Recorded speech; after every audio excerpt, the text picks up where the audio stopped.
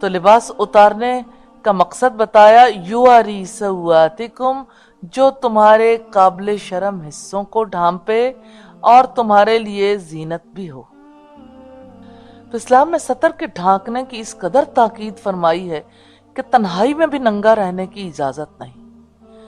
سنن ترمذی میں رسول اللہ نے ارشاد فرمایا، ننگے ہونے سے بچو، کیونکہ تمہارے ساتھ ایسے افراد ہیں جو تم سے جدا نہیں ہوتے، یعنی فرشتے، لہذا تم ان سے شرم کرو، ان کا اکرام کرو، البتہ بیت الخلاء میں جانے کے وقت اور جب انسان اپنی بیوی کے پاس جائے اس وقت بقدر ضرورت برہنہ ہونے کی اجازت ہے۔ سنن ترمذی میں یہ روایت بھی ہے کہ رسول اللہ نے ارشاد فرمایا کہ تو اپنی شرم کی جگہ کی حفاظت کر، الا یہ کہ اپنی بیوی یا مملوکہ یعنی حلال باندی سے فائدے کے لیے استعمال کرے۔ ایک صحابی نے عرض کی، یا رسول اللہ، اگر کوئی شخص تنہائی میں ہو تو شرم کی جگہ کھولنے میں کیا حرج ہے؟ اس پر آپ نے ارشاد فرمایا، اللہ اس کا زیادہ مستحق ہے کہ اس سے شرم کی جائے۔ تو بات ہے لباس کی، انسان کی شرم و حیا کو بھی برقرار رکھتا ہے، اور شیطان نے جس کا نام ترقی رکھ دیا ہے وہ عورت کو شرم اور حیا سے محروم کر کے لوگوں کے سامنے نیم برہنہ حالت میں لے آنے کے بغیر حاصل ہی نہیں ہوتی۔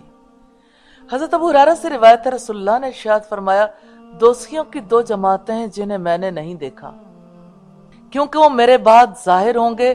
اول تو وہ لوگ جن کے پاس بیلوں کی دموں کی طرح کوڑے ہوں گے، ان سے لوگوں کو مارا کریں گے، اور دوسری جماعت ایسی عورتوں کی ہوگی جو کپڑے پہنے ہوئے بھی ننگی ہوں گی، مردوں کو مائل کرنے والی اور خود ان کی طرف مائل ہونے والی ہوں گی، ان کے سر خوب بڑے بڑے اونٹوں کے کوہانوں کی طرح ہوں گے جو جھکے ہوئے ہوتے ہیں۔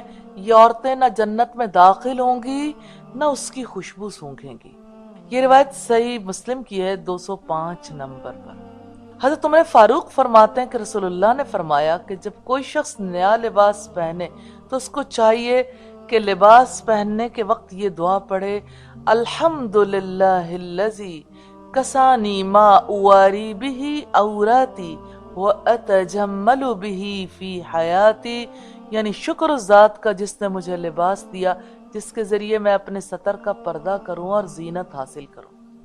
تو نیا لباس بنانے کے وقت پرانے لباس، اور فرمایا کہ جو شخص نیا لباس پہننے کے بعد پرانے لباس کو غرباء اور مساکین پر صدقہ کرے تو اپنی موت و حیات کے ہر حال میں اللہ کی ذمہ داری اور پناہ میں آ گیا۔ حافظ ابن کثیر نے یہ مسند احمد کے ریفرنس سے روایت دی ہے۔ وریشہ اور زینت بھی ہو، ریشہ کہتے ہیں لباس و زینہ کو، اور ایسے لباس کو جو حاجت کو پورا کرے، کہ ریشہ ایسے لباس کو کہتے ہیں جس سے انسان خوبصورتی حاصل کرتا ہے، اپنی عیدوں میں اور ان کی مناسبت سے انسان پہنتا ہے۔ تو اللہ تعالیٰ نے ندا دی ہے، یا بنی آدم، اے بنی آدم۔ پھر اللہ نے احسان جتلایا ہے کہ میں نے تم پر کتنا بڑا انعام کیا، تمہیں لباس عطا کیا، اور تمہارے درجات مختلف ہیں اور کتنی تمہاری قسمیں ہیں۔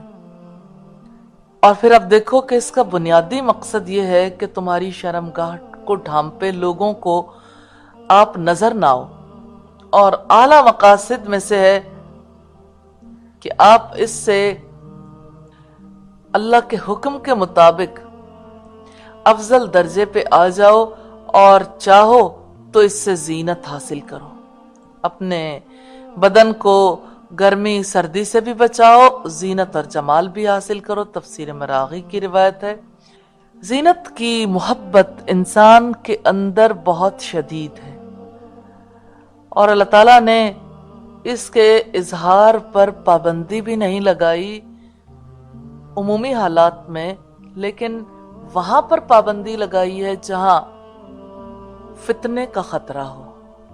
سورہ النحل میں لباس کا فائدہ بتاتے ہوئے ارشاد فرمایا، وَجَعَلَ لَكُم مِّنَ الْجِبَالِ أَكْنَانًا وَجَعَلَ لَكُم سَرَابِيلَ تَقِيكُمُ الْحَرَّ وَسَرَابِيلَ تَقِيكُم بَأْسَكُمْ۔ تمہارے لیے چھپنے کی جگہ بنائی اور تمہارے لیے ایسے لباس بنائے جو تمہیں گرمی سے بچاتے ہیں اور ایسے لباس بھی جو جنگ میں تمہیں بچاتے ہیں۔